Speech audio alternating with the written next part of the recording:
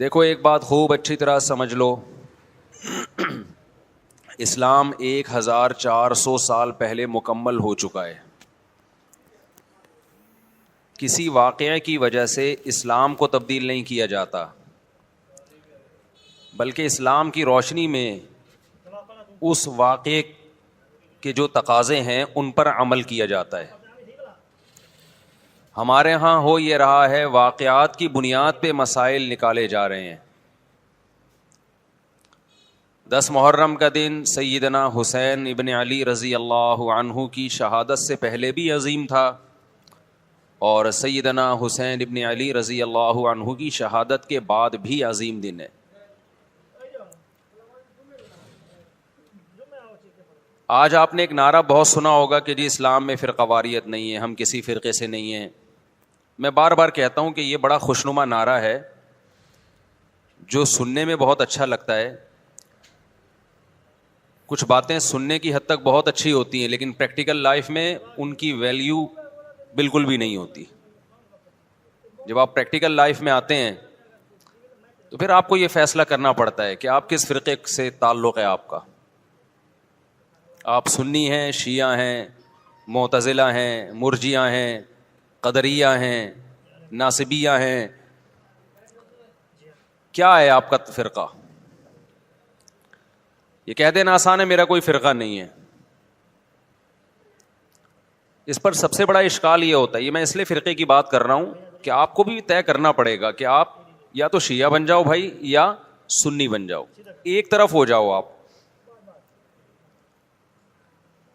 محرم میں شیعہ بنے ہوئے ہوتے ہیں، رمضان میں سنی بنے ہوئے ہوتے ہیں، ربیع الاول میں بریلوی بنے ہوئے ہوتے ہیں، تو پتہ ہی نہیں چلتا کہ ٹکتا ہی نہیں ہے کسی ایک جگہ. اور یہ جو نعرے ہیں نا کہ اسلام میں فرقے نہیں ہیں، یہ ویسے ہی قرآن و سنت کی روشنی میں غلط ہیں. اسلام میں 73 فرقے، حدیث میں آتا ہے میری امت 73 فرقوں میں ڈیوائیڈ ہوگی، جن میں ایک جنتی ہوگا اور 72 جہنمی ہوں گے. تو وہ ایک جنتی بھی تو فرقہ ہی ہوگا نا.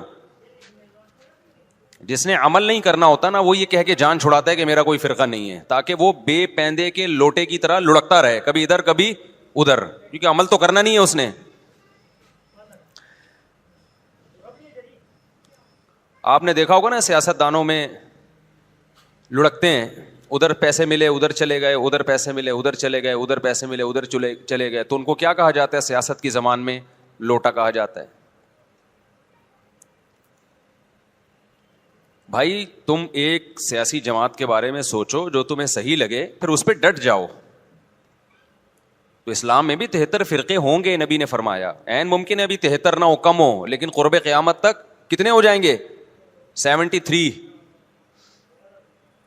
ہو سکتا ہے ابھی 73 نہ ہو، ابھی 7 ہوں یا 8 ہوں یا 10 ہوں یا 15 ہوں، لیکن ہیں. اب ان میں سے ایک کیا ہے؟ بولو. جنتی ہے. تو آپ کو پتا ہونا چاہیے.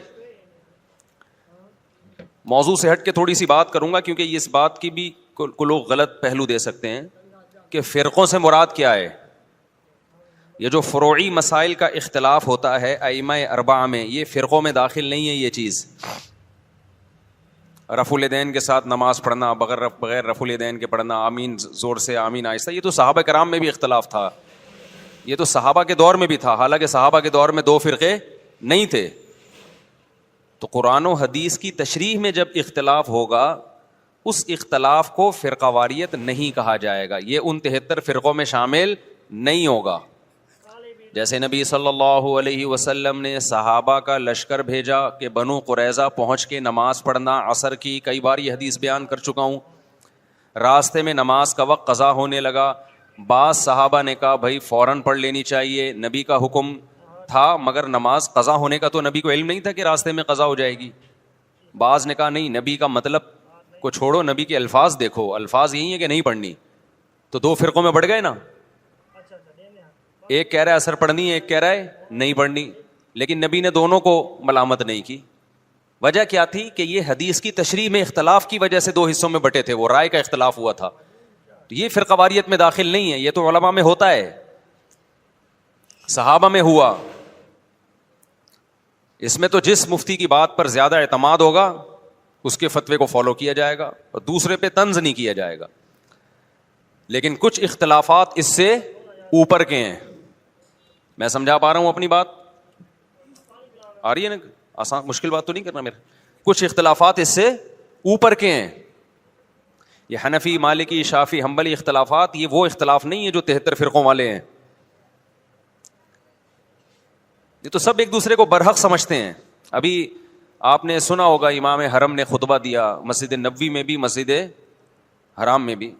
میں چاروں ائمہ کا تذکرہ کیا، ابو حنیفہ، مالک، شافعی، احمد بن حنبل، ان کا کہ ان کے فالوورز جو خطبے کا میں مفہوم بیان کر رہا ہوں کہ ہم نے قرآن و سنت کو ان کی رہنمائی میں سمجھنا ہے. بہت اچھا خطبہ تھا، اس کا مفہوم میں خلاصہ پیش کر رہا ہوں.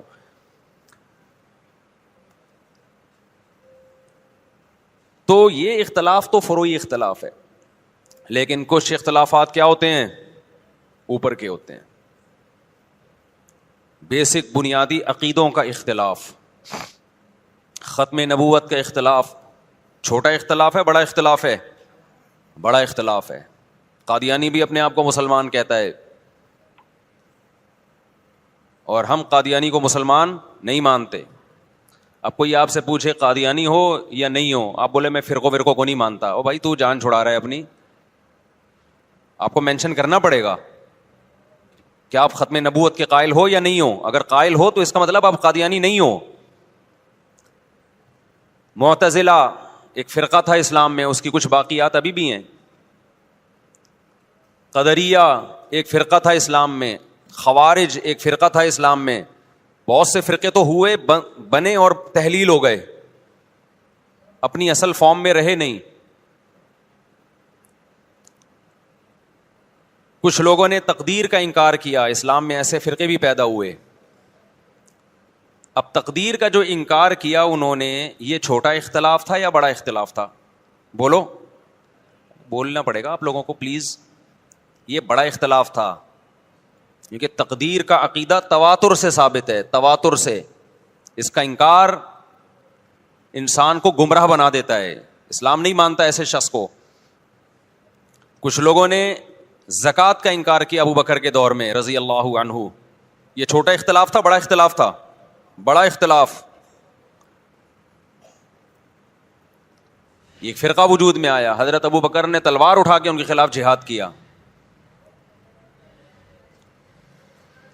جبریہ ایک فرقہ تھا، انہوں نے کہا کہ ہم مجبور ہیں، ہم جو عمل کرتے ہیں اپنے اختیار سے نہیں کرتے، گن پوائنٹ پہ اللہ ہم سے کرواتا ہے، چاہے نیکی ہو چاہے برائی ہو، ہمارے ارادے کا کوئی دخل نہیں ہے.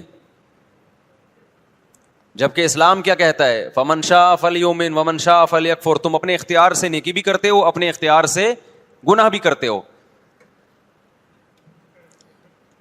ہاں یہ پہلے سے لکھا ہوا ہے، اللہ کے علم میں ہے کہ کون کیا کرے گا، تو اسی کے حساب سے کرے گا وہ، لیکن کرے گا اپنے اختیار سے. تو یہ بھی ایک فرقہ وجود میں آیا. ایک فرقہ وجود میں آیا جس نے کہا کہ ہم قیامت کے دن بھی ان آنکھوں سے اللہ کا دیدار نہیں کر سکتے.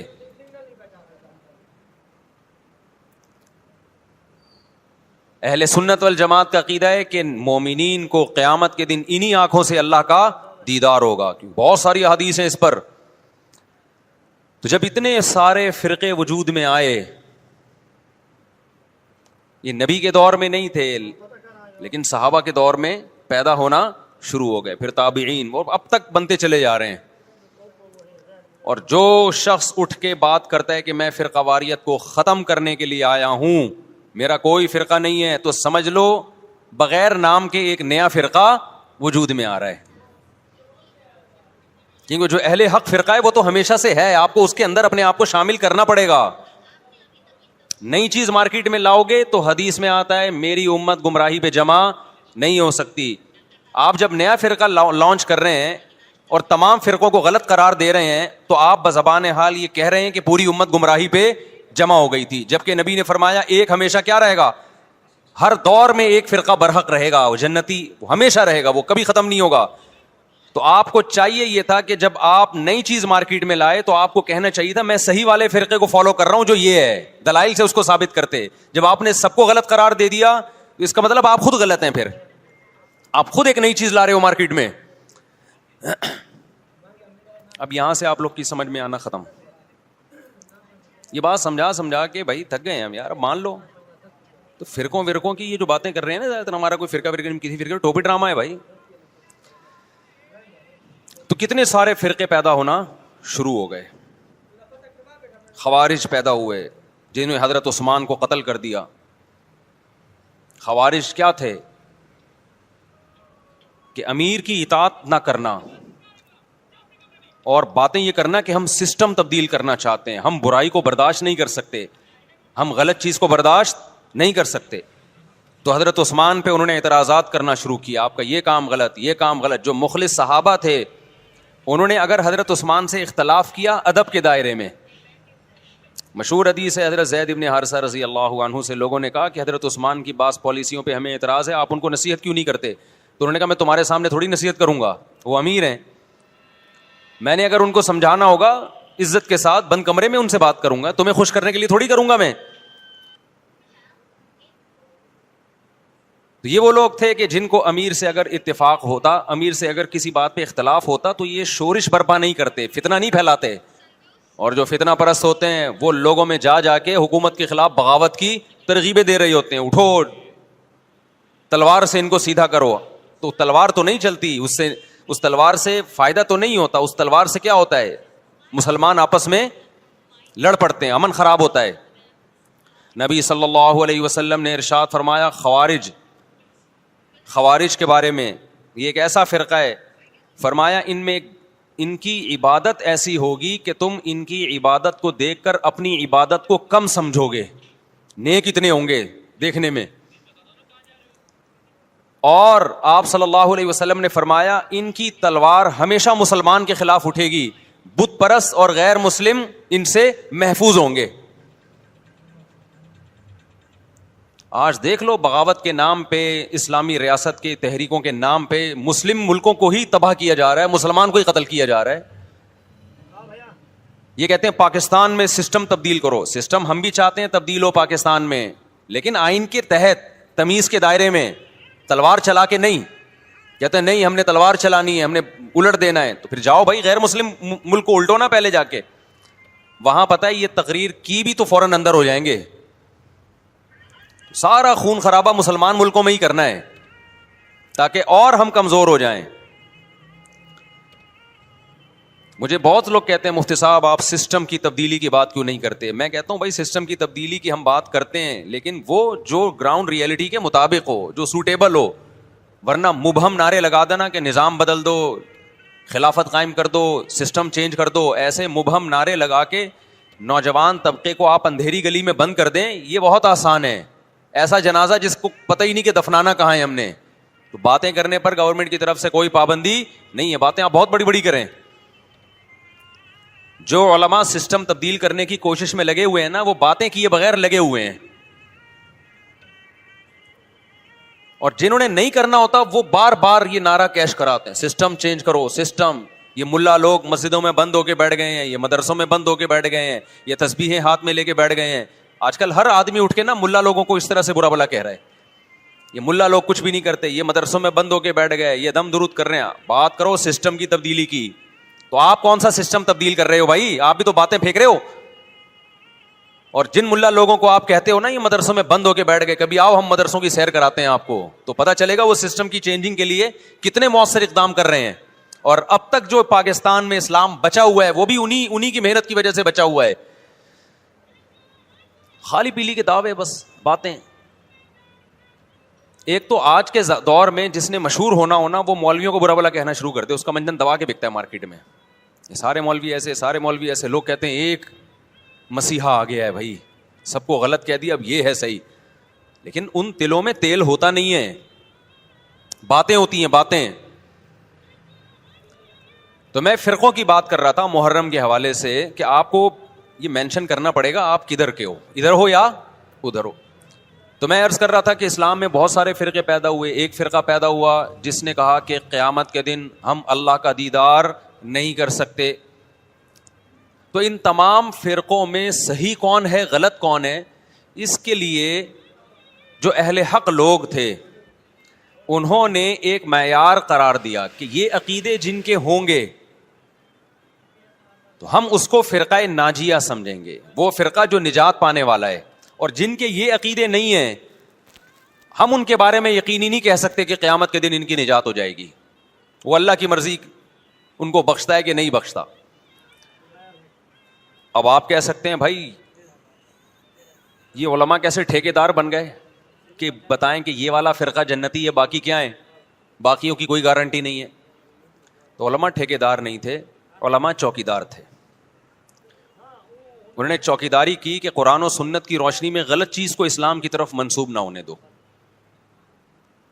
انہوں نے دیکھا کہ نبی صلی اللہ علیہ وسلم نے اس بارے میں ہمیں کیا ہدایات دی ہیں کہ جب فرقے اتنے سارے بن جائیں گے کون صحیح ہوگا کون غلط, تو خود پیغمبر ہی سے صحابہ نے پوچھا ہوگا نا. تو ہم اس حدیث پہ دیکھتے ہیں معیار یہ بنایا. یہاں تک بس آ گئی, یہ بہت امپورٹنٹ بیان ہے, اس کو ہلکا نہ سمجھیں آپ لوگ. پھینکتا رہتا نا میں یہاں بیٹھ کے, آپ واہ واہ کرتے رہتے, واہ واہ واہ واہ میرا کوئی فرقہ نہیں ہے, میرا کوئی فرقہ نہیں ہے, میں قرآن حدیث کی بات مانتا ہوں. تو قرآن حدیث کا لیبل تو ہر آدمی لگا رہا ہے. جس کے پاس بیٹھ جاؤ قرآنی آیات اور حدیث پڑھے گا اور اپنی مرضی کی تشریح کرنا شروع کر دے گا اس کی.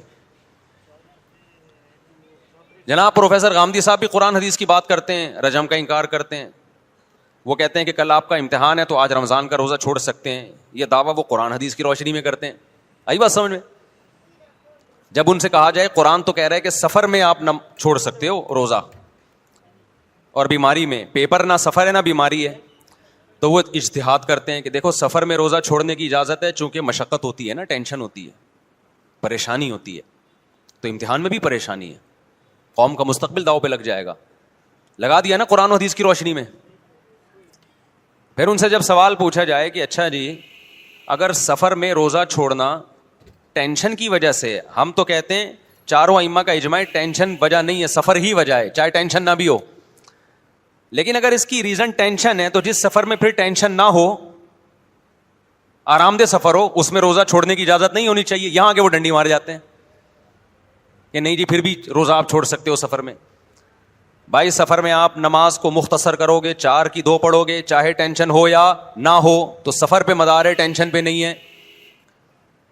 غامدی صاحب کہتے ہیں ٹینشن پہ مدار ہے, لہذا امتحان میں بھی ٹینشن ہے, چھوڑ دو آپ روزہ. تو بھائی اگر ٹینشن پہ مدار ہے تو سفر میں اگر آپ سہولت سے سفر کر رہے ہو تو پھر 4 کی 2 کی اجازت نہیں ہونی, پھر پوری 4 ہونی چاہیے. تو یہ اصول فقہ ہے جو جناب غامدی صاحب نے نہیں پڑھا. اصول فقہ میں یہ چیزیں پڑھائی جاتی ہیں کہ کون سی دلیل کدھر فٹ کرنے کی ہے تاکہ مغالطہ نہ ہو. یہ علماء پڑھتے ہیں, یہ آج کل جو اسکالرز آ رہے ہیں وہ نہیں پڑھتے, لہذا وہ فیصلہ بھی نہیں کر سکتے کہ قرآن کی کون سی آیت کدھر فٹ ہو سکتی ہے کدھر نہیں ہو سکتی. سمجھتے ہو کہ نہیں سمجھتے ہو؟